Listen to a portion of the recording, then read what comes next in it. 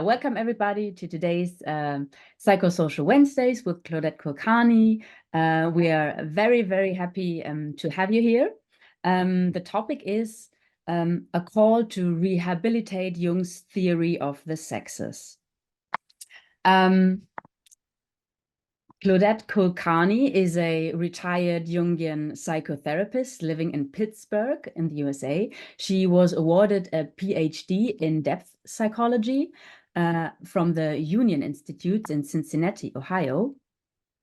Over the course of her career, she worked at several nonprofit settings as a clinical therapist, a supervisor at a local LGBTQIA+ mental health center, as a clinical therapist in the forensic unit of a behavioral health agency working primarily with sex offenders, and as the therapist at a local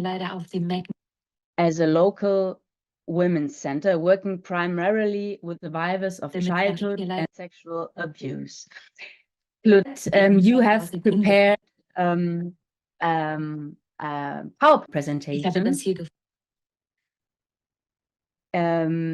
If you unmute yourself and start the presentation, that would be good. The floor is yours. Danke. Okay, so you can see the presentation, okay? Yes, we can. Okay, great, thank you.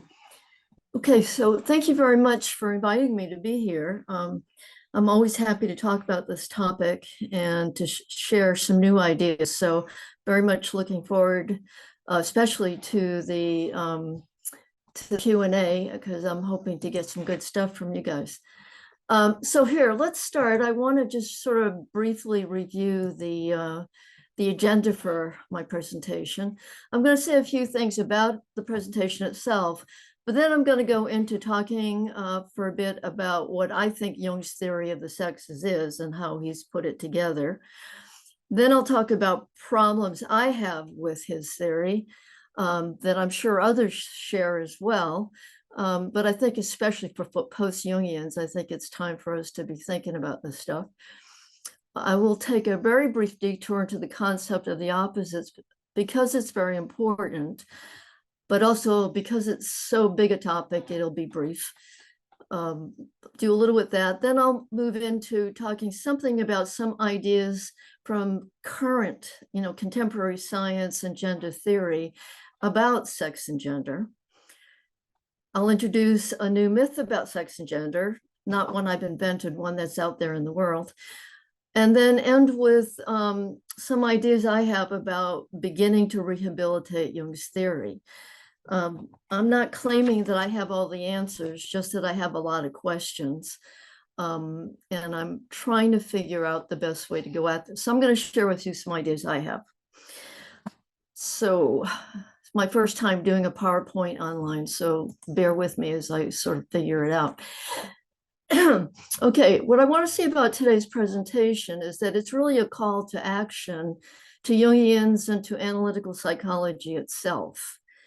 I love Jung, but as a post-Jungian lesbian feminist, I know he's flawed. So I critique him in the spirit reflected by these three calls of actions that I have here on the screen. The first one in 1993 from Andrew Samuels, who called for a program of renewal from within analytical psychology. He urged us to confront Jung's ideas and to remain, quote, unhindered by excessive dependence on complementarity, on the dogma of the opposites, on oppositional thinking, and above all, on essentialism. Then in 1994, the late Lynn Cohen, who was a good friend of mine, she called us to... Non funziona. Oops. Okay. Lynn called us to dismantle the animus. And later in 2002, she reminded us that, quote, depth psychology should be more subversively concerned with changing the culture than with changing the patient. To me, that's really important. And the last of the three calls, in 2019, Mark Sabin issued this urgent call. If analytical psychology is to outlive Jung, to remain alive and to continue to interact meaningfully with the 21st century, then it must itself continue to individuate. And that means changing, transforming, reacting to, and engaging with the world around it. So that sort of summarizes where I'm coming from. But it's also a work in progress. In some ways, it started with my book in 1997, Lesbians and Lesbianisms, a post-Jungian perspective. But then it continued through other projects over the years, including a paper that was published just last year. I'll be using parts of that paper today, but I'll also be incorporating some ideas that I've been grappling with over the past couple of years or more. So in some ways, I think I'll be thinking out loud with all of you and hoping to get closer to my ultimate goal of convincing Jungians that it's time to make some changes. So that's what I'm about, making some changes. Okay, it's not wanting. Here we go. Sorry about that. I'm still figuring out this thing. Okay, so let's talk first about the framework of Jung's theory of the sexes. And this is just how I see it. I'm sure it can be looked at in different kinds of ways, but this is how I look at it. I think he had 4 core concepts: sex, gender, sexuality or sexual orientation, and opposites. He didn't really distinguish between sex and gender. They were sort of the same thing to him. But I think because we do currently recognize the differences, I'm including it as 2 things. And it seems to me that those 4 core concepts sort of give rise to some auxiliary concepts like the masculine and feminine, anima, animus, contrasexuality, stuff like that. And all of those concepts, it seems to me, impact on yet other concepts of Jung's: persona, ego, shadow, logos, eros, individuation, maybe some others as well. So it's a theory that has lots of moving parts to it, and is a little bit complicated in certain ways, not entirely, but a little bit. In any case, all of these concepts, I think, act together, they interact with each other in what I'm calling 4 building blocks. I'm not sure what else to call them. I think this is sort of like the structure of how he put his theory together. The 4 of them are the concept of opposites, prevailing Eurocentric social cultural norms, 19th century biology, and an analogy from biology to psyche. So let's look at each of those, starting with the first one, the concept of opposites. Okay, Now, concept of opposites clearly is a dichotomous kind of division, dividing things into 2s. And it was foundational to Jung's theory in general, not just to his ideas about sexes. So for example, Jung himself said that his psychology itself was, quote, dualistic, being based on the principle of opposites. And he admitted at one point that it was, quote, a heuristic principle, always to seek for the opposite of every given trend. Now, I think he was predisposed to this because, in a way, because of his experiences of having dual personalities, and even by the philosophical tradition he was steeped in. And a lot of people have written about this, Sabin, Peter Mudd, Papadopoulos, and others. So it's pretty basic to all of his theory, and it's especially, I think, important to his theory of the sexes. So when you're doing a dichotomous division and dealing with the sexes, then you pretty much end up with 2 opposite sexes. And for Jung, he uses the word opposite in so many different ways, in so many different kinds of pairs of things, that it can be a little bit confusing. What does he mean exactly when he's talking about the sexes? But it seems to me that when he's talking about the sexes, he's talking about an idea that where males and females are mutually exhaustive and mutually exclusive. In other words,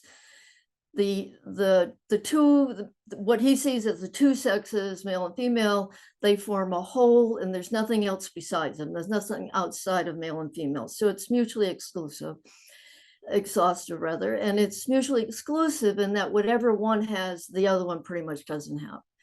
And that's how I think he sees it. Now for him, and I'm trying to present this part of it fairly neutrally in terms of trying to convey like what I think he actually believed. He did believe that the opposites are always in tension, but that the dynamics between them can vary, like it can go anywhere from being complementary to each other to being at war with one another. So it's hard to know like when he's meaning which. So, but he does say, although man and woman unite, they nevertheless represent irreconcilable opposites, which when activated, degenerate into deadly hostility. Pretty opposite. And he also says opposites come together in the conjunctio, either confronting one another in enmity or attracting one another in love. So you can see he has these sort of extreme ideas about the dynamics between them. In any case, though, this tension between them must be held until it's resolved by the transcendent function, which, you know, gives you the third option, the way forward, that kind of stuff. And according to the critical dictionary, Jung's ideas about opposites are based on the first law of thermodynamics, which states that energy demands two opposing forces. But for Jung, he didn't feel limited by force, talking about opposing forces. He applied this idea to all kinds of opposites, all kinds of pairs. Now, his second sort of building block was prevailing Eurocentric social cultural norms. Pretty straightforward. You know, obviously, basically, these folk, you know, people believe that there were just two kinds of people, males and females, which we think of as sex, and that these two sexes naturally have opposite and fixed social roles, or what we now think of as gender. So Jung did not oppose the current norms. He pretty much accepted them, and they became part of what he talked about and theorized. The third building block, it seems to me, is biology. Now, for Jung, males have a majority of male Jungs, and this is male genes. This is true. Therefore, men are naturally masculine in their conscious mind and outward attitude, which to me amounts to persona. And as usual, he would say vice versa for women. He didn't usually go into a lot of explanation about how things might be different for women. He also believed that males have a minority of female genes, which is, as far as we know, still true, though not as simple as what he's saying. Therefore, men naturally have an inner unconscious contrasexual or opposite feminine, which he called anima. Again, vice versa for women. And because genes are biological factors, Jung believed that this grouping of male, man, masculine anima, and female, woman, feminine animus must be natural, inborn, and immutable. But beyond just thinking about biology, and like I said, it's 19th century biology. He was born in the 19th century, trained as a medical doctor in the 19th century, but did most of his writing in the 20th century.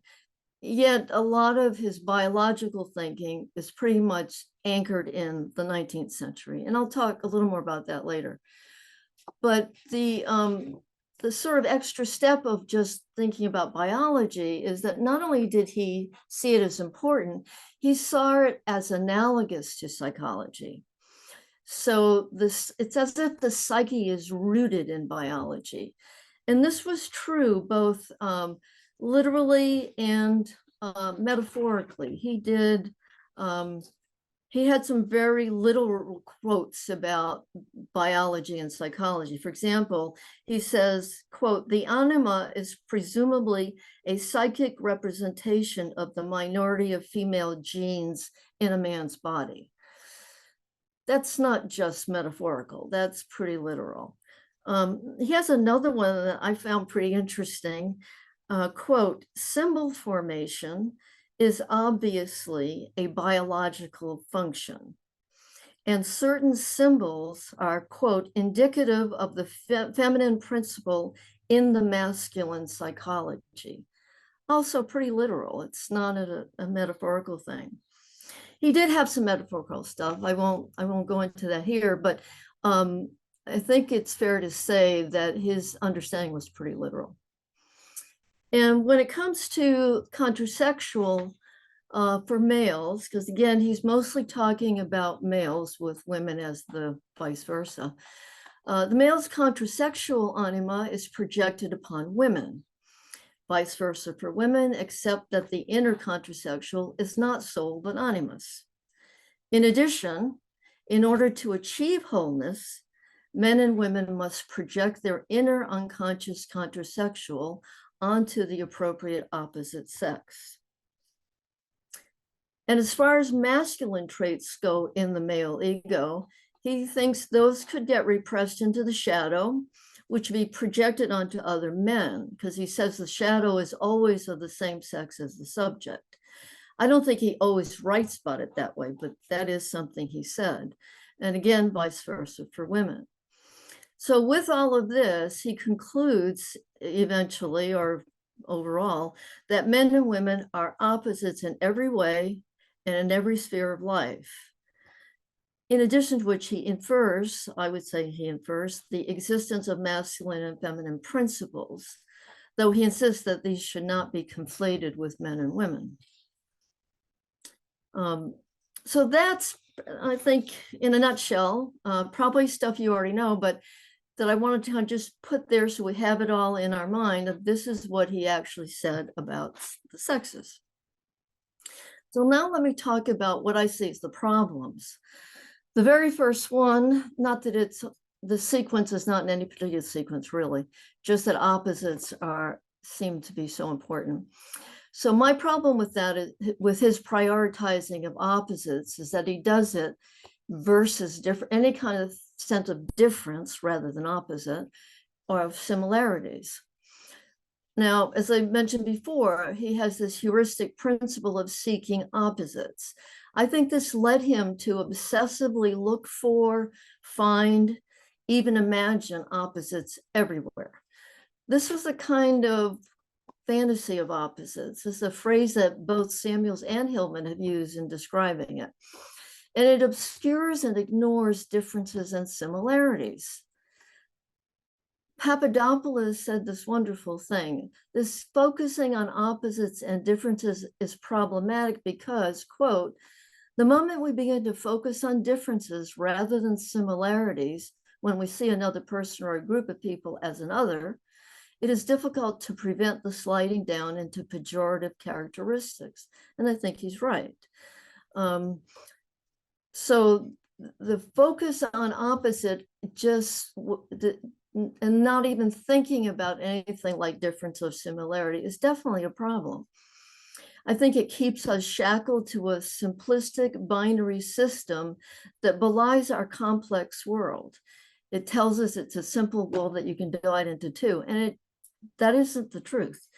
At least that's my opinion, that it's not the truth.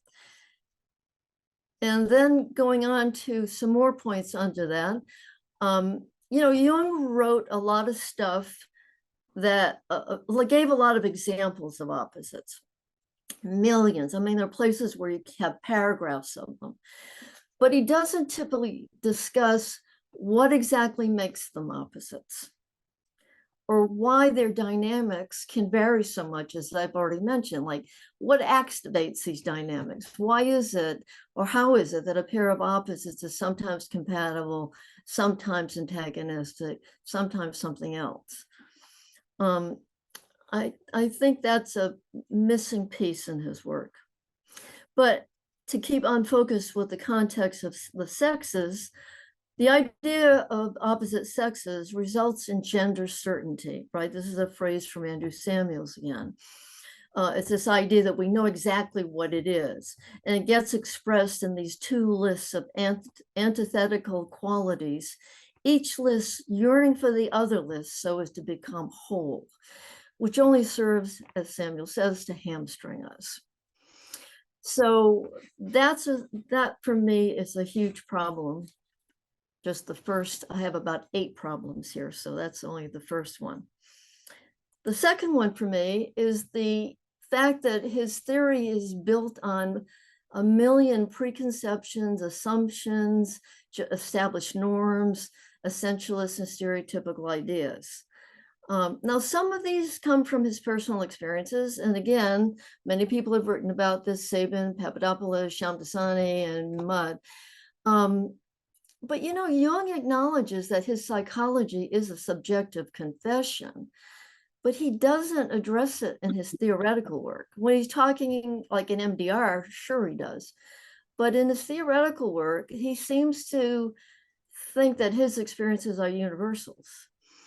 To me, that's a huge problem. And some of these preconceptions also come from cultural norms, you know, from the environment he was living in. And he took these for granted. He did not argue about them. And I think he could have, I mean, he was a smart guy. He could have recognized that cultural norms are really just a means of social coercion and control, right? Both Michel Foucault and Judith Butler have talked about this a lot. And he could have thought about this one. This is from Stephen Gould, that's quoted in Fine. And just to say, all the references are at the end of the slide presentation, so you can look them up if you like. Anyway, this quote, a limit that cultural norms are a limit imposed from without, but falsely identified as lying within. And the last thing about cultural norms is this great quote from Warren Coleman. Jung took the cultural norms and stereotypes of his time and elevated them into ahistorical, eternal verities. He asserted an archetypal basis for them that put them beyond question and beyond change, fixed and defined for all time, to which we all have to conform. So, and there's more here. The third problem. He relies on, not just on biology, but on very simplistic and outdated biology. First of all, he mistakes anatomy for destiny. Now, maybe he did this to try to make analytical psychology seem more like a science. I don't know. But he seemed to be really driven to make it look like a science. So maybe that's why biology was so important to him. In any case, he also assumes that biology determines psychology. He disregards any kind of other factors, like environmental factors, like, you know, family dynamics, the laws, religious beliefs, social cultural factors. He ignores those. Individual ones, like psychological variations from individual to individual, or a person's life experiences, how that affects us. I mean, we know today that it does. We know that all those things affect even our body and our brains. And I know he knew some of that, but he certainly didn't address it. So like I said, he theorized mostly in the 20th century, but he was pretty stuck intellectually in the 19th century. Now, Shamdasani and Ressler, and I don't know how many of you were part of the of last month's program with Christian Ressler. It was a great program. I'd recommend it. And if you didn't see it, it was really good. He's doing some interesting work. And anyway, both of them, Shamdasani and Ressler, have written about this issue.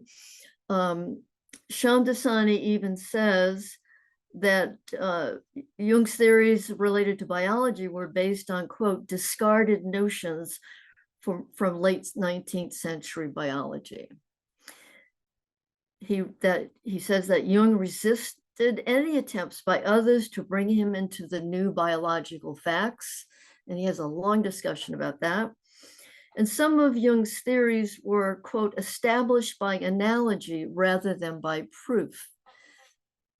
And that is my basic, complaint with him and the biology stuff, is it's done by analogy, which used to be a very common thing to do back in ancient times. But, we have many better methods these days. And what we know today, and look, Jung could not have known this, but we know it today. Biological and genetic structures can be even changed by social and mental influences during development and throughout the lifespan, given the plasticity of the human brain. We also know the formation of the personality is not genetically determined. And we know lots more. There are lots of scientists and science writers who have written tons about this. And I would, recommend, just from my own reading, Anne Fausto Sterling and Kat Bohannon, and those are in the references too. So like I say, Jung couldn't have known this, but we can and do today. And I think we have a responsibility to take that into account, to not just keep saying what Jung said, but to say, well, maybe Jung didn't quite get it right. Now, look, of course, there are biological differences between males and females, between any number of people. Like, there are just differences. But mostly the differences in male and female stuff is in our reproductive systems. There's very few other places where the differences are major of any sort. They're pretty minor. And they're often really just statistical. Things like, most men are stronger than most women, or, most women are shorter than most men, or stuff like that. But that's not meaningful stuff, I think. It's just, there are differences. And what I would say, this question I have is, whatever the differences, why would having a few different body parts make two people not just different, but opposites, when they have so many other body parts in common, right? I think that's something to think about. So going on to the fourth thing, the most obvious one, right? How sexist the theory is. Jung's theory is a theory of, by, and for patriarchal men living in the patriarchy. For him, women are an aside, an afterthought, incidental, parenthetical, you name it. He focuses more on what the experiences of men are that match his. And I think, I keep doing that. I think he mistakes the patriarchy as the masculine. And in order to buttress his obsession with opposites, he then invents an opposite inferior feminine. Personally, I don't believe there's such a thing as masculine or feminine. And as far as I can tell, Jung does not argue that men and women are opposites. He simply assumes it. And then he claims that certain qualities belong to opposite sex. And in addition, the contrasexual, like, I know for a lot of people, and I get this, I think there's some truth to this, that his idea of the contrasexual at least gave men and women access to those so-called opposite qualities. That was a small step in the right direction, no question about it.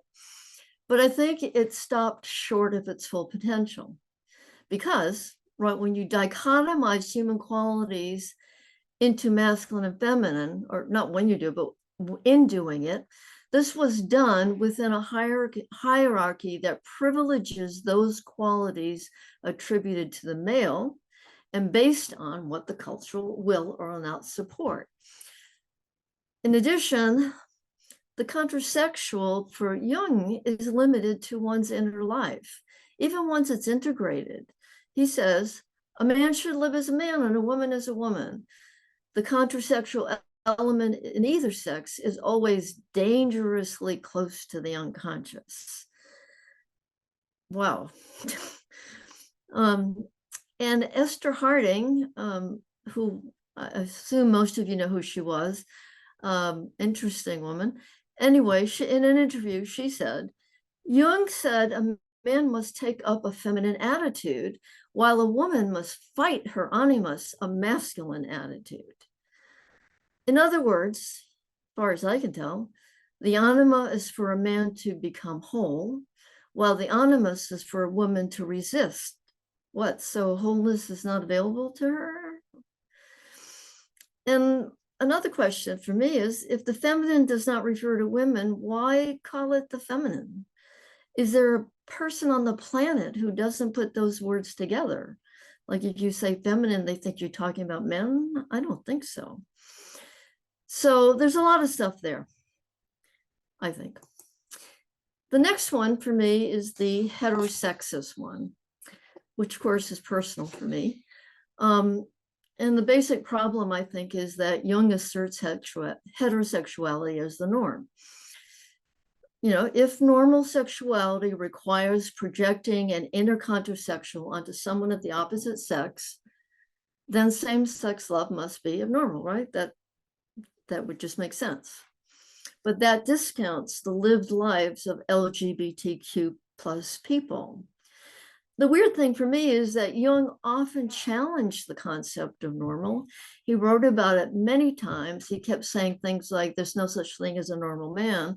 And yet he takes part in setting these norms about sexuality. And I think, like, is it not more likely that any contrasexual traits in the unconscious of men and women are there because we've all learned to repress those traits in order to conform to social norms and to kind of pass as our assigned sex gender?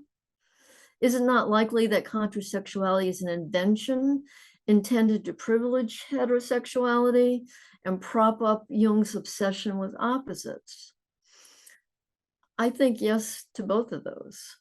I'm curious, I'll be curious to hear if others have other ideas.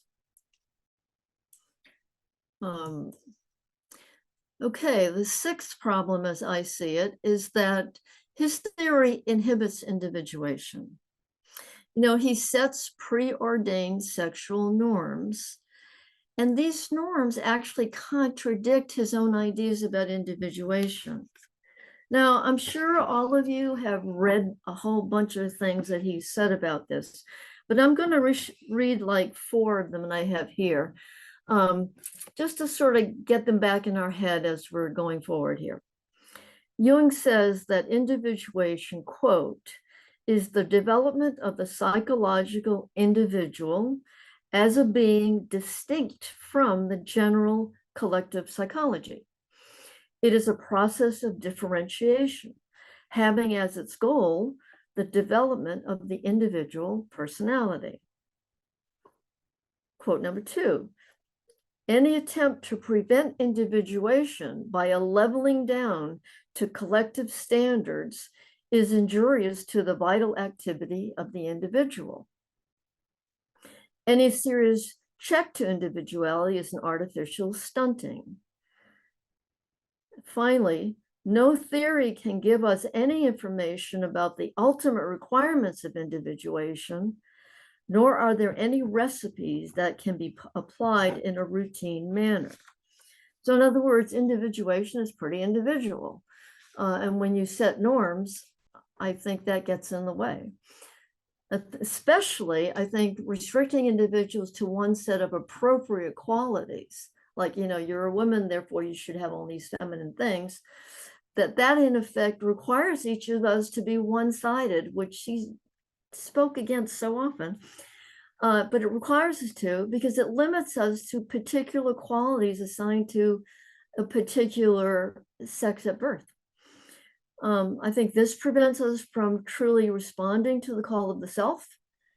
For example, I'd say, why can't it be that a trans person is responding to the call of the self? Right? Do you have to be heterosexual to be responding to the call of the self? I don't think so. And if sex and gender are as natural as Jung presumes, why do we need to work so hard at gender fortification? That comes from Fausto Sterling. that her expression for, you know, the way we like give pink and blue things to babies, and only certain toys for girls and boys, and only certain clothes are for women and certain for men, that kind of stuff. That we, if it was so natural, why do we have to keep making sure everybody remembers it? For me, that's a question. And number 7, well, and I see the time is racing by here.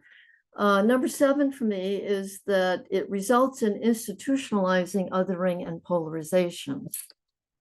Othering was definitely embedded in much of Jung's theorizing, there's no question about that, and in various intersectional contexts like race, sex, sexuality, ideas about the psychology of the nations, all that kind of stuff. He never, according to Papadopoulos, he never presented an explicit theory, but it was there throughout his work.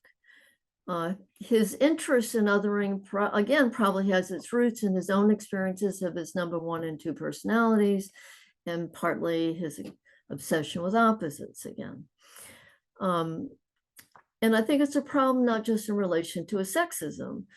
It led to his being accused rightfully of racism, heterosexism, homophobia, Eurocentrism, all the other isms that you can think of.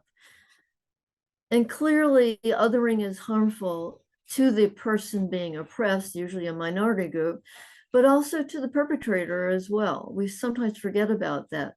Papadopoulos has written some nice stuff about that, about how it ignores one's relationality actually with the other, and overemphasizes the other as this antithetical person versus complementary person. In any case, I do think this topic is being taken up more by some Jungians. Recent book called The Spectre of the Other is really interesting, and it deals with that issue. And the last of my problems is this one. It comes from Aristotle, believe it or not. I'm recently obsessed with Aristotle, and very simplified, but I really want to get through it because I think it's like this basic, interesting thing. I have to say a little bit about what his sort of structure of thinking was.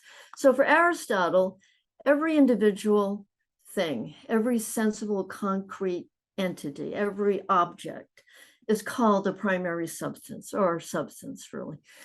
And every substance is a composite of form and matter. Form is that which is essential to making that substance what it is, whatever that is. All members of a species, whether male or female, share the same form. So males and females share the same form, but they're different in matter. Matter is that physical material out of which an entity is made. Matter is what distinguishes one individual in a species from another. That is, differences between substances in the same species are always differences in matter, because form, not matter, is what defines a species. These are called accidentals. So they're non-essential attributes or qualities or traits. They're always expressed as contraries. And for him, contraries are not opposites. They're a kind of opposite, one of the 4 kinds of opposites for him. But they're like, you know, white, black, sweet, bitter, soft, hard, stuff like that. So let me just move on to his quote. He says, a characteristic of substances that there is nothing contrary to them. For what would be contrary to a primary substance? For example, there is nothing contrary to a man or to an animal. And I would add, what would be contrary of a book, a refrigerator, a tree, you name it? Can you think of an object that has an opposite or contrary? No, I can't. If you can, I would like to hear that in the Q&A. But I think somehow we've made an exception for male and female. We somehow say males can be opposite females. I just think what Aristotle is saying is it's obvious that things can't be opposites, though they can have opposite qualities. Now, in full disclosure here, spirit of full disclosure, I should say, Aristotle, much like Jung, was pretty stuck in cultural ideas. He did believe that men and women were opposites, not using this logical thing, but he came up with this other very complicated explanation that clearly there's no time for here. But just he had some weird ideas about the differences between men and women. But I think his argument about substances not being cannot be opposites is really a gem. And I hope you think about it a little bit. So my brief I don't know if I have time here. Will somebody guide me and tell me if I have time, how much time I have left? You do have time. 15, 20 minutes, no worries. Okay. All right. Well, I'm going to just say a little bit. I'll probably just do an abbreviated version even of what I've got here. I've been studying this topic of opposites for the past probably 4 or 5 years. And what I've come up with is really complicated.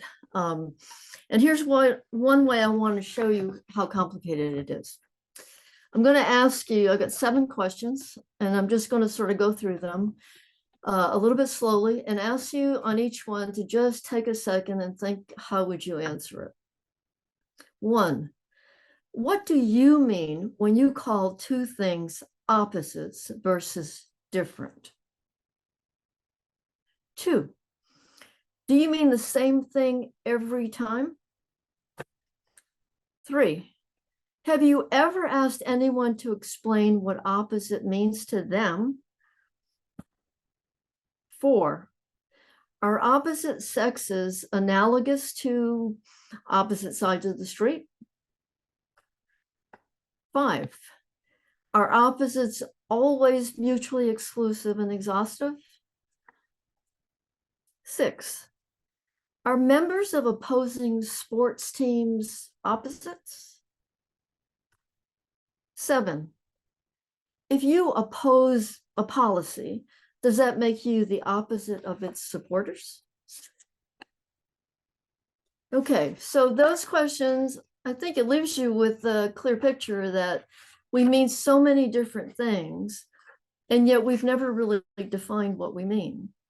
The concept has a really long and complicated history in Western thought. It goes, and I'm saying Western thought because I don't know much about Eastern thought. I think that would be yet another interesting avenue. But in Western thought, it goes back to 9th century BCE Greece. It was, and actually in Greek, the word for opposite means face to face. So it was really a sort of spatial concept. You're in a space with somebody face to face, like an opposing army or opposite sides of a river or directions like up and down, stuff like that. But it also got used metaphorically, as it still is now. So we have all these different things, that most of which I've already mentioned: the complementary, the incompatible, the hierarchical, extreme ends of the scale, reverse process, all kinds of opposites. Aristotle was actually the very first to make a study of opposites, came up with 4 kinds. It was another 2,000 years before anybody else wrote about it. People use the concept, but they didn't write about the concept itself. The 1987 book by Rodney Needham called Counterpoints is a great book, but even he reviews all the ways it's been used. And at the end, he sort of gives up. He thinks it's just like, you can't do it. There are too many different kinds of opposites. Just give up on trying to figure out what it means. I think that's a problem. I don't know how you can do that and know what we're talking about. So I think the idea that there are different kinds is both a problem and a solution. And the problem is, how can we keep using it? The solution to me is we recognize there are different kinds, find a way to categorize them. Because dichotomous division can be useful at times. I'm not saying we should stop using it. I just think we need to be clearer on what we mean, be more explicit. And there's no time to talk about it today, even, yeah, there isn't. But I think when it comes to the sexes, again, going on what Aristotle just said, I think it's pretty irrelevant. Males and females are not opposites. The only opposite things can be things about us, you know, that, I don't know, most men are stronger than most women or something like that kind of stuff. So I'm going to skip ahead to this one. This is 21st century stuff. You know, sex and gender and all the others, they're all concepts. And what are concepts? Stuff made up by people. And inherently concepts, the meaning of concepts change over time. They have to, because we have to accommodate new knowledge, changing perspectives, various psychosocial factors. So for example, with sex and gender, I mean, historically, they were used interchangeably. Pretty much interchangeably. But with the arrival of second wave feminism in the early 70s, sex, you know, pretty much came to refer to the biological distinction between the sexes, and gender came to refer to one's social role as it's built on socially constructed norms. Now, some people still use them interchangeably, but feminists typically don't. I don't, anyway. And here we are now in the 21st century, so it's changing again. We've had so many advances in technology and lots of cutting edge science that's allowing scientists to realize these things, that the idea of two sexes is simplistic. Now, this is from an article in Nature magazine. It's in the references. The two ideas is simplistic. There's much greater diversity within male and female. Some people can't easily define themselves within the binary structure. Sex is no simple dichotomy. What lies with one's genetic predisposition and what lies with one's social environment are not easily parsed. And that's because the human brain is simply too social, too plastic, too malleable, too revisable to pin down like that. So Jung was wrong. The male genes don't determine things. Now, in addition, many current feminists are beginning to see sex and gender as still distinguishable, but interactive and sort of knotted together in these very complex ways. And again, I think Judith Butler and Fausto Sterling have both written about this a lot. Butler uses sex gender as a phrase that because she has recently adopted they as her pronoun. Still trying to get used to that. I've been reading it for 30 years. Fausto Sterling uses gender sex. I use both, depending on which one seems more relevant. But in any case, I think it's important to remember that when sex and gender, even when they do get used separately, they each should be understood as always sort of lurking in the shadow of the other, that they have this interactive relationship.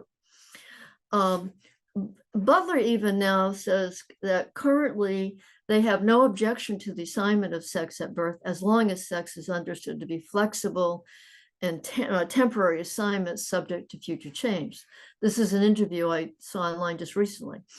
And about gender, Butler says gender should be seen as something to be determined by each individual, thus allowing each person, including cisgender folks, to either adopt or reject prevailing social norms according to what feels most livable for that person. So I think that takes us right into this new myth. I don't know if I'll try to, just tell me to shut up if it's time to stop, okay? The article I wrote was called In the Wake of and Shadow of Battle of the Sexes, a New Myth is Arising. You know, the Battle of the Sexes is an old one, very much in keeping with Jung's ideas about sexes. I used it because I wanted to contrast it with what I think of as a new myth. So I'm not going to tell you the Battle of the Sexes, you already know what it is, but the new myth is, it doesn't have a name. I'm giving it the name, The Possibilities of a Non-Binary World. Possibilities in the sense of, you know, maybe it's a possibility we'll get it, and maybe it will offer us some possibilities. I have a very broad idea of non-binary, anybody who cannot or will not conform to the prevailing norms. And what I have here, if I get time to read it, is a kind of narrative by Alok Vaidmenon, who is a non-binary Indian American author, activist, and performance artist. Vaidmenon doesn't recount the myth. They just sort of hint at the features of the myth. So I was hoping to be able to sort of read through a bunch of Vaidmenon's quotes to hear, so you can hear like what a non-binary world might look like. So Vaidmenon says the gender binary is set up for all of us to fail, to make the gender binary seem like a given, not a decision, to position trans and gender nonconforming people as biologically artificial and everyone else is natural. But this is just a rhetorical strategy for a normative goal. There is absolutely no biological basis for why boys should not paint their nails or be sensitive, and girls should not play football or be taken seriously for their ideas. This is not about science, it's about power. Remember, what is regarded as masculine and feminine is not set in stone, but actually shifts across time and culture and space. There's nothing wrong with non-binary people. What is wrong is a world that punishes us for not being normatively masculine or feminine. I often think about how much time and work it takes to sustain the gender binary, how much we have to repress, all the feelings and dreams we have to sacrifice in order to accommodate gender norms. We sacrifice what they call feminine so that we can be masculine. And we sacrifice what they call masculine so that we can become feminine. It's exhausting. What part of you did you have to destroy in order to survive in this world? And since there are many ways of being non-binary, Vaidmenon argues for multiple genders. No one else should be able to tell you who you are. That's for you to decide. We don't consider remembering everybody's individual name a burden. We just accept that as the way things work. Gender should be the same way. There's nothing wrong. Whoops, didn't go down. Vaidmenon hopes. Sorry, Yep. sorry. I don't want to You have to interrupt stop. you. I could keep going listening to this. I just want to open the floor. I think there are already some comments and maybe somebody has a question on this. Well, first of all, thanks for the presentation so far. Maybe you get to read more later, but just the opportunity for people to ask questions. Maybe raise your digital hand or write in the comments. Ludi, if I may, I was able to connect. I don't know if you... first of all, thank you, Claudette. Could you please get out of the share screen mode so we can see each other? We can see you even. Okay. Fantastic. Claudette, thank you so much. I'm sorry I was not here at the beginning. Zoom didn't want me. I tried, I don't know how many times, that I'm so happy that almost 9 people are here for you. I know how anxious you were before today. Thank you. Thank you so much. And I want more, we want more. If we are 90 tonight, it means that this conversation, this theme is fundamental. And I believe not only in the West of the globe.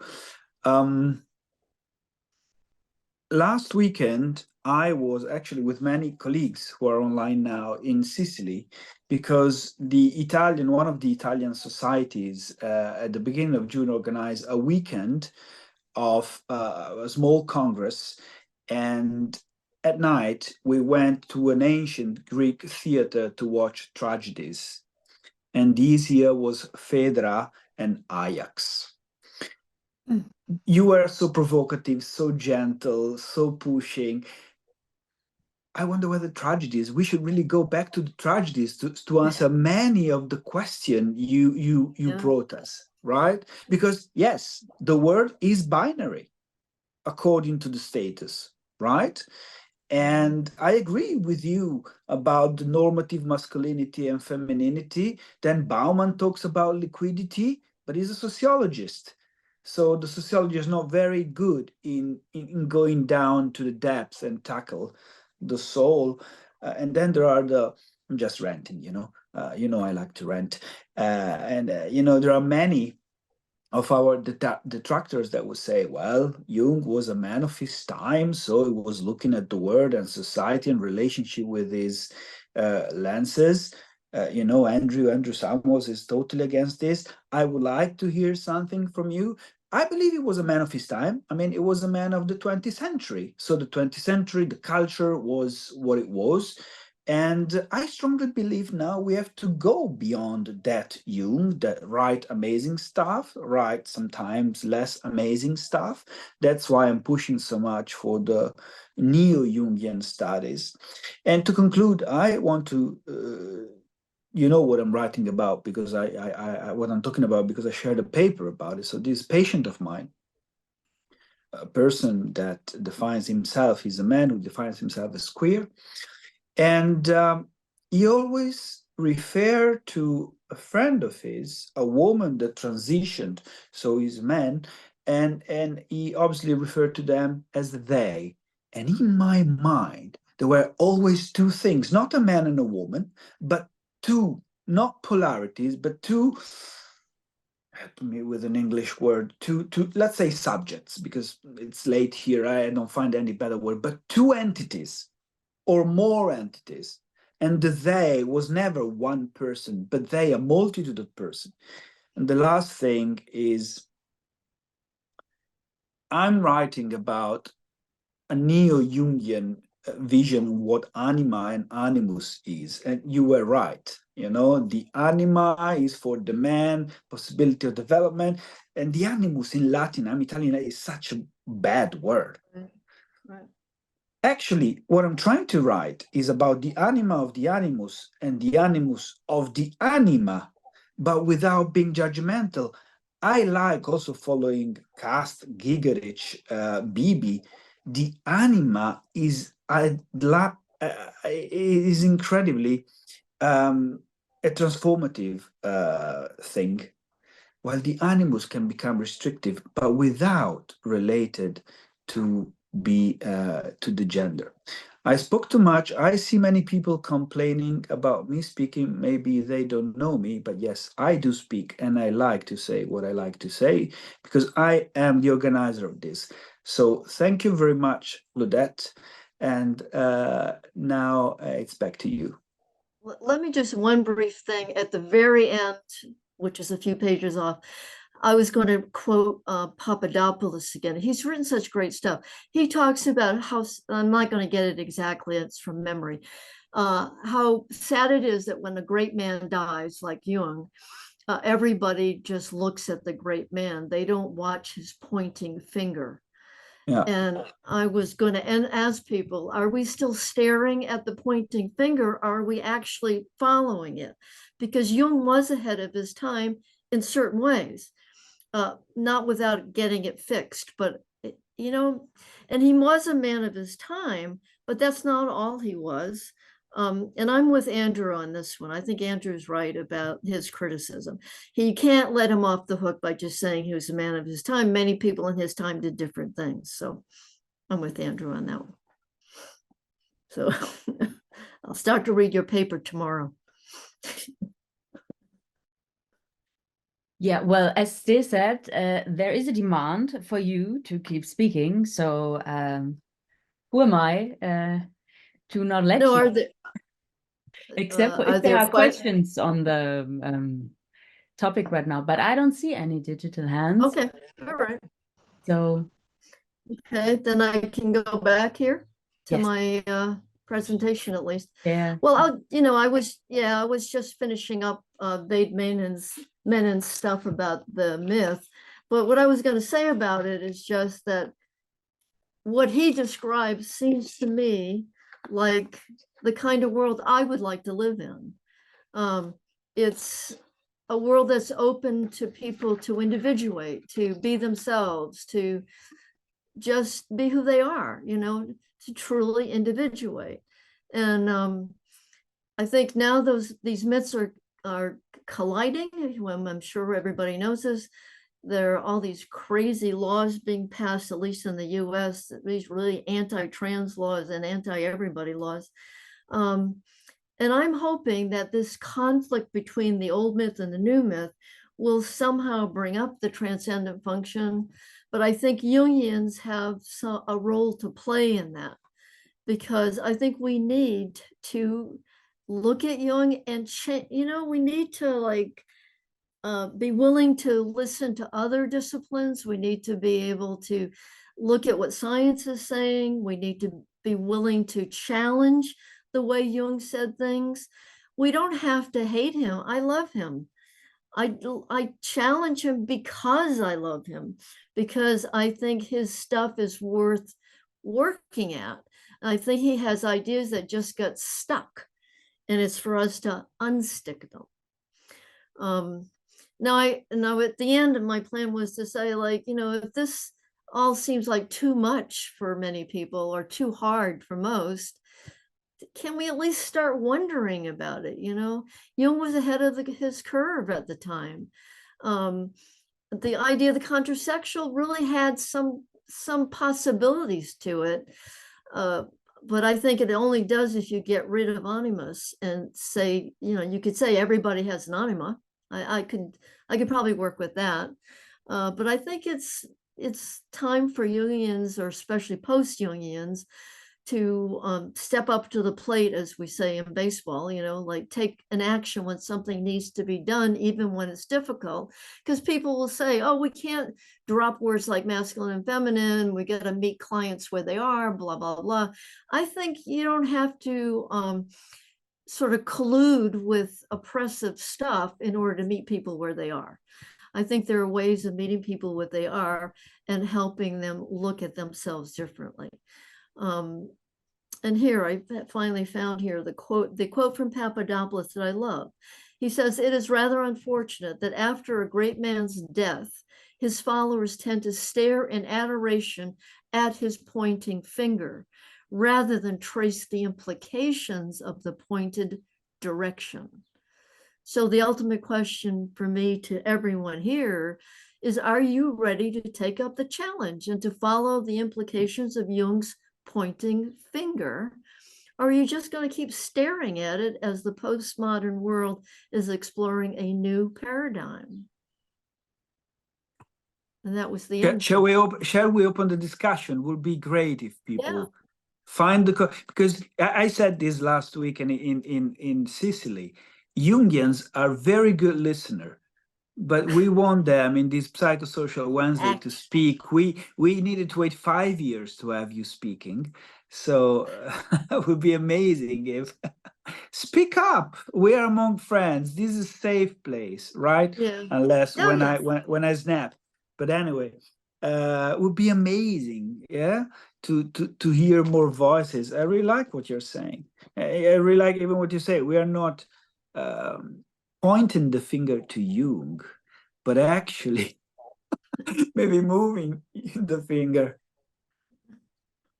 Yeah. So Sorry, Ludwig. I'd be interested if there are people here who totally disagree with what I'm saying. I'd like to hear why. Or I mean, I don't feel like I have all the answers. I really feel like I have lots of questions. And I certainly have things that I'm very firm on, but I'm pretty open to hearing what others have to say about it. There is a question or a comment, right, Ludi? That we received a comment in the chat. I can read out. It is from Marilyn Mario, and she writes, "More and more I come across people in a public forum whose gender is not at all clear. I have to confess that makes me nervous. I don't quite know how to relate, so I do respond differently to men and to women, i.e., what kinds of friends they will be. I have no argument. I only offer this as an observation," she writes. Yeah, I think it gives her an opportunity to wonder whether she needs to treat people differently because they're men or women. I mean, I know there's situations. I get that, you know, if I'm in a dark night and some guy comes up to me, I'm going to be a little suspicious. But just generally speaking, in a regular environment of all of us talking to each other, why should it be different? Claudette, could I ask, do you see any usefulness at all in a gender? I'm just trying to think of what usefulness is there in dividing male and female. Is there any essential usefulness in it? Yeah, for me, it's a hard question.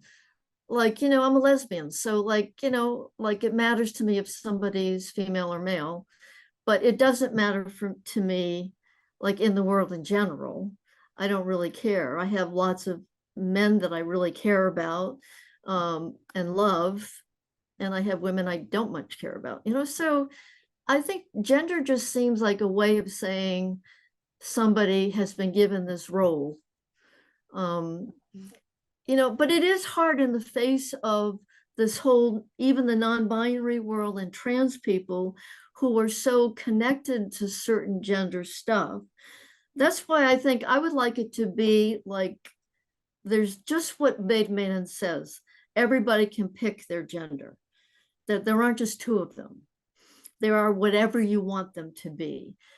I would think of it as persona, actually. It's how you present yourself in the world. How do you want to be seen? And I think we can each do it I wish we lived in a world where we could do it and nobody cared how we did it. That would be my ideal. But the world we live in is very restrictive. There is Barbara, I guess, right? Mm-hmm. Yeah, I really appreciate this. I'm very excited and energized by what you're saying.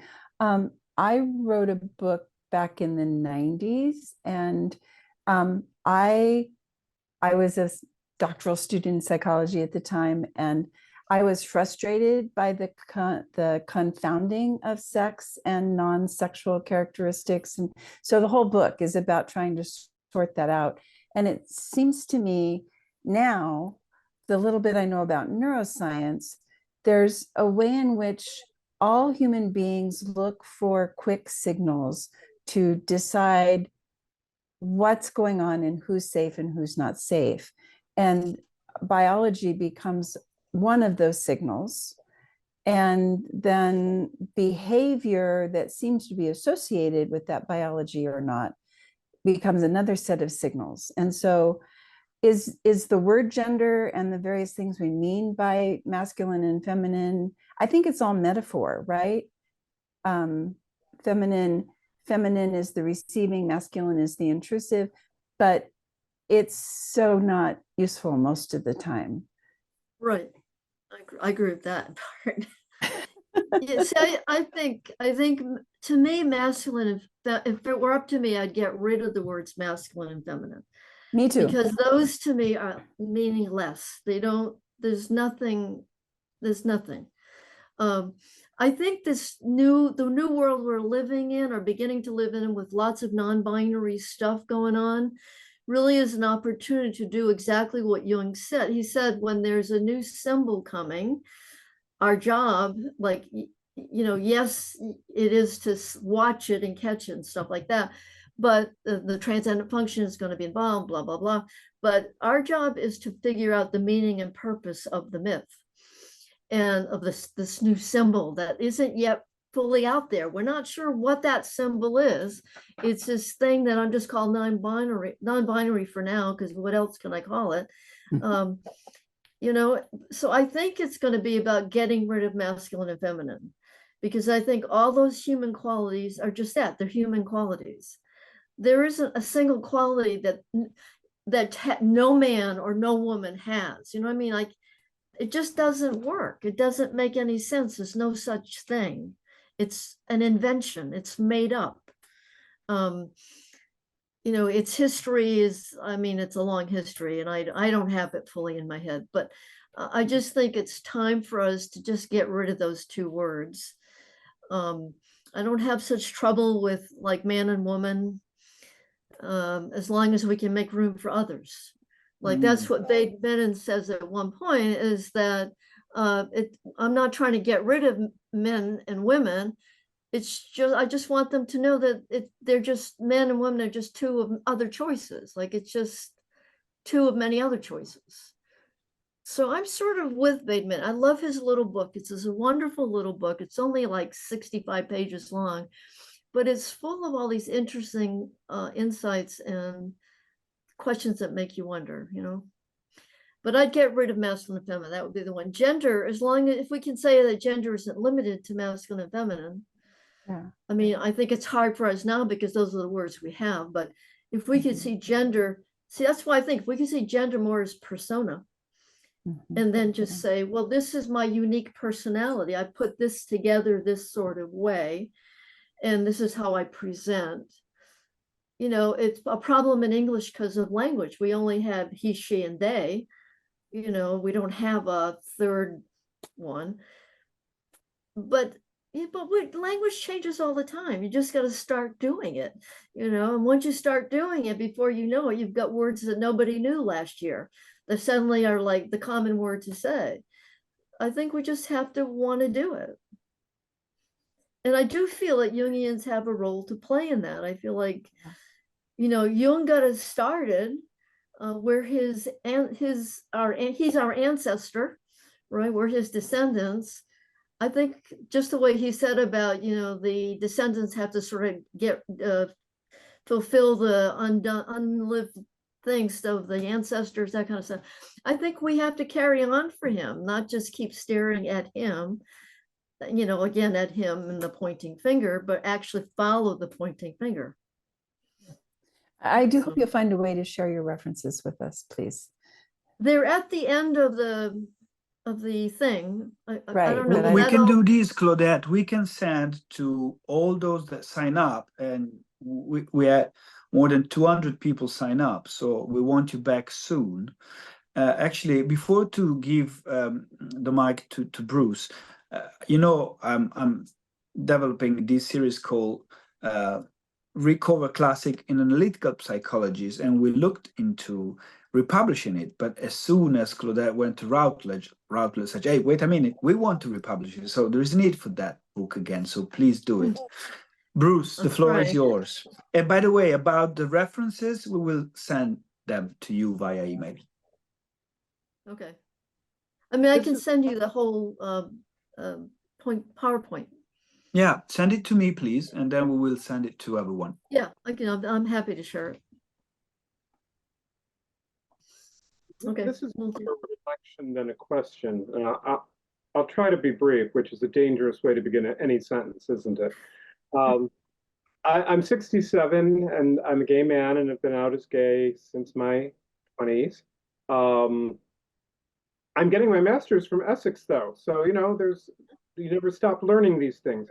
But it takes me back to when I was we used to use the term freshman. I realize that's a gendered term, but it was the term we used in 1975 in college. And one of my professors, in addition to being a teacher of performance, was a Jungian analyst. So a long time ago, I was first brought into this world.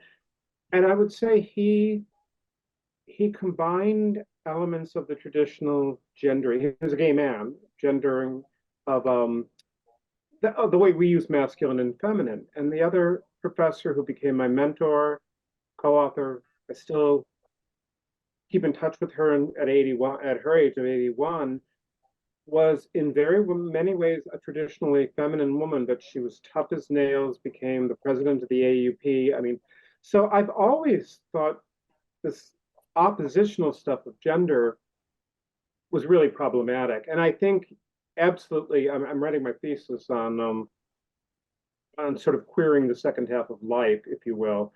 And so a lot of what you're saying is writing down. But one of the things that I haven't yet quite formulated, but I think the AIDS epidemic was a moment of reckoning and a moment of change and healing, as well as pain, of course, around gender, particularly among people who might define themselves, let's use the umbrella term of queer. Because while the population most hit in Western society in the United States, let's put sub-Saharan Africa out of it, were gay men initially.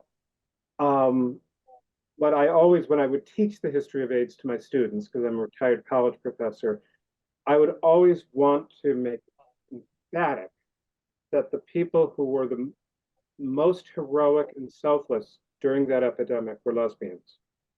They came forward not only to provide care to people whose bodies were viewed as abject, possibly contagious or whatever, but also to show gay men how to go out and fight on the lines politically, because we hadn't really had to do that in the way that feminists.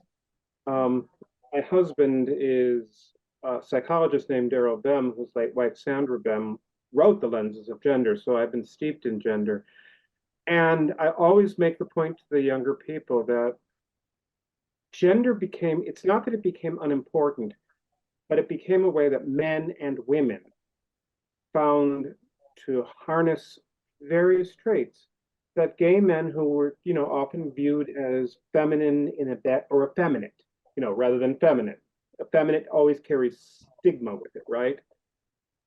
Well, that effeminacy came in very handy when there were people dying, needing to be taken care of when their families of origin rejected them. And it was both gay men and lesbians who were doing that. So I think queer people have a lot to say to Jung and about Jung. And I'm trying to formulate it. And I know the hour's late, so I will stop talking. But I wanted to thank you because you really stirred up a lot, both intellectually, but also deeply psychologically and emotionally for me. I mean, reflecting on my own life. Thank you. Thank you. I would like to read if you don't want to reply or say anything, Claudette, to what Ruth said.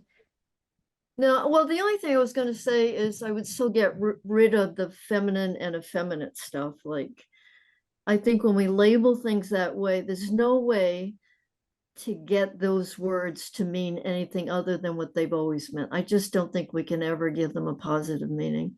And we just need to get rid of them and go to human, or other words besides that.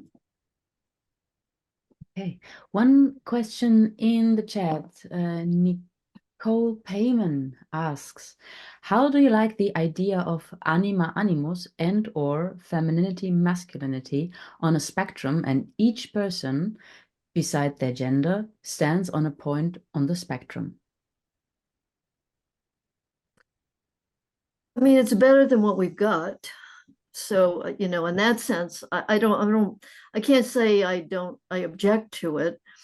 I think it's still a little limiting because it's still based in like biology. So I just rather have, I'd rather have that multiplicity idea. I think about Jung. Jung talked about how we're all multiple personalities. Every one of us has different parts.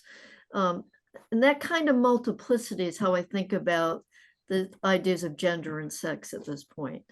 I don't like masculine and feminine. I definitely want to get rid of. I just don't think they're useful, because they're linked biologically to certain people.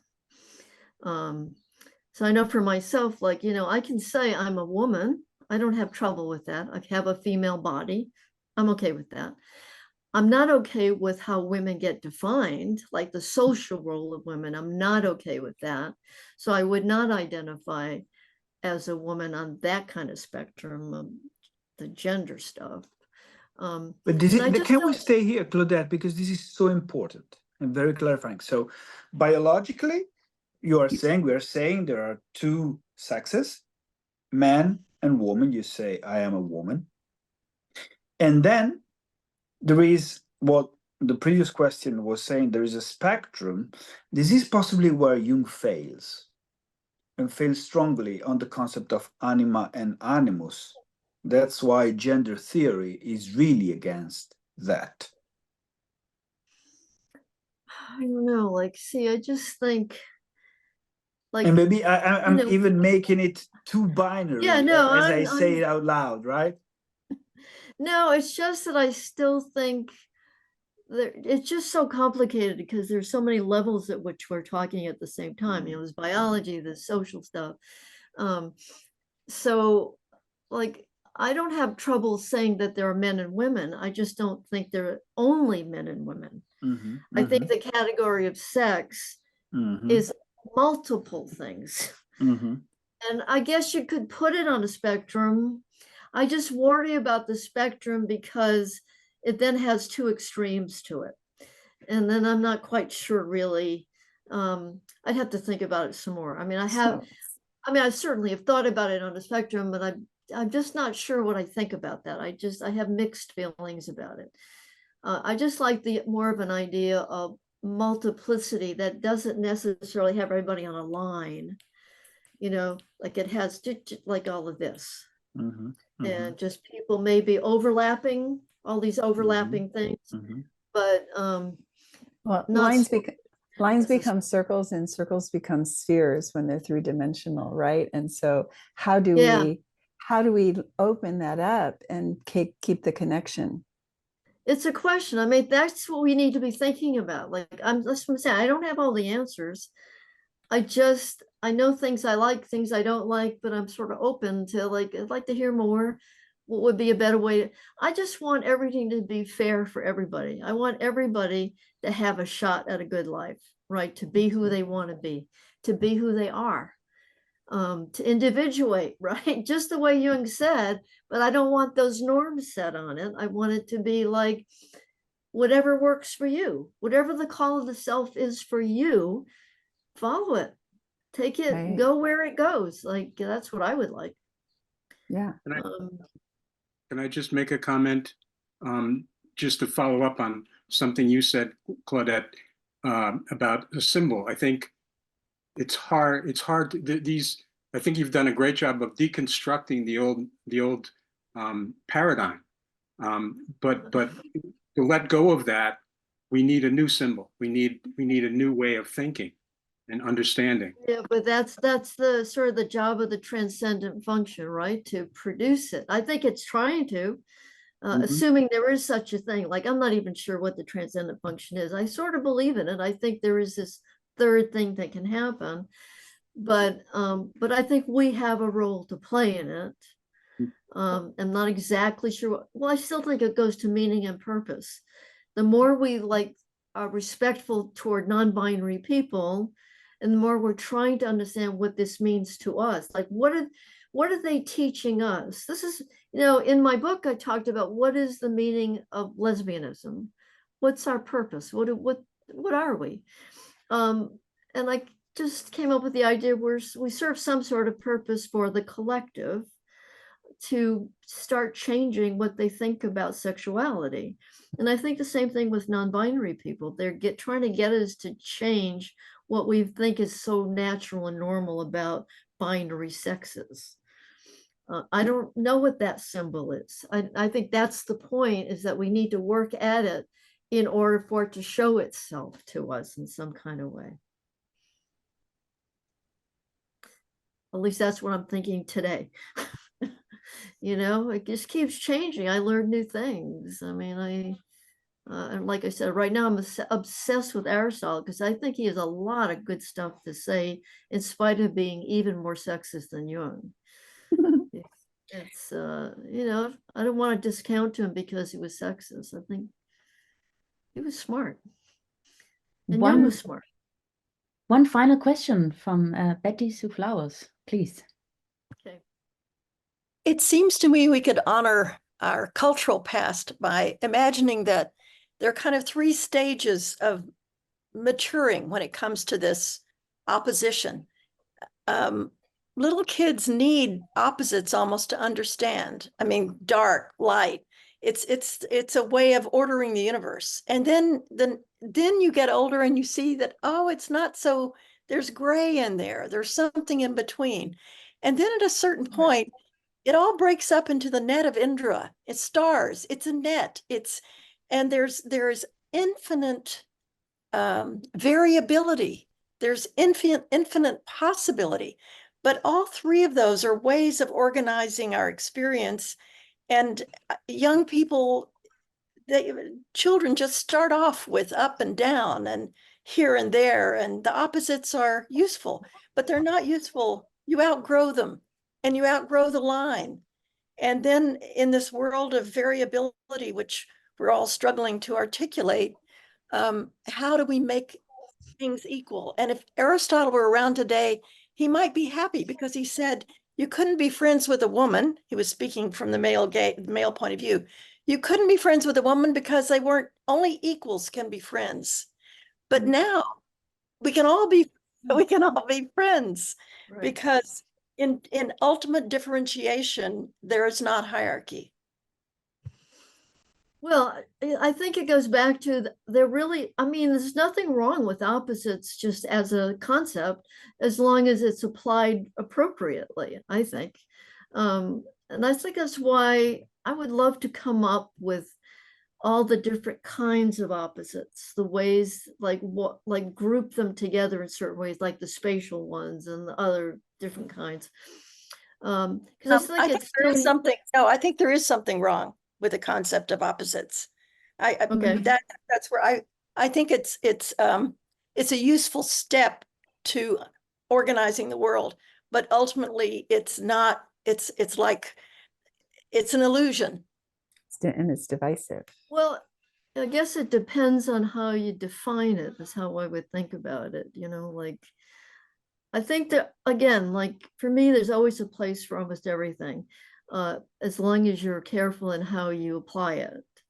So for me, there's a place for it, but it's not between men and women, for sure. And it's probably not in a lot of other places. And, you know, and Aristotle says there are some opposites that have intermediates, like you're saying, the gray and stuff like that. And there's some that don't.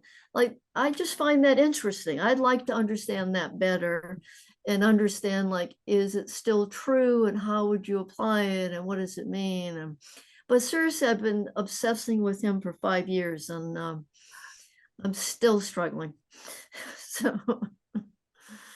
But I keep at it. I'm still trying, I still look for books on opposites, and I still try to figure out what people are saying and why they're saying it, and is it useful or not, and, you know, stuff like that. Claudette, before Ludi will close this, and I want to thank you again, Ludi, for having stepped in for me on my behalf. I think 200 people sign up, 80 people went live. They all need a new book from you, right? Well, what can I do? I'm still waiting to hear from Rutledge, so I'm not sure what they're doing. But we'll see. Now that this is behind me, I am going to go on to some other things. So we'll see. Good. What happens. Well, I know there are many people that would like to read more from you, and there are many people that can also help you to put it together. So thank you. Okay. Thank you. Yes, thank you, Claudette. I think this calls for a follow-up Psychosocial Wednesdays or an extra or something like that. Yeah, I think we all take something home from your wonderful presentation. So thank you, and thank everybody else for the vivid discussion. We will meet again on the 17th of June, which is the last Psychosocial Wednesdays before the summer break. And as a guest, we will have a journalist and activist from Germany, and he will talk about the image of India in German literature between 1918 and 1945. And this is also a time when C.G. Jung traveled to that country and got quite inspired. So we will inform you about the when and the how. And yeah, thanks everybody for tuning in. See you next time. Goodbye.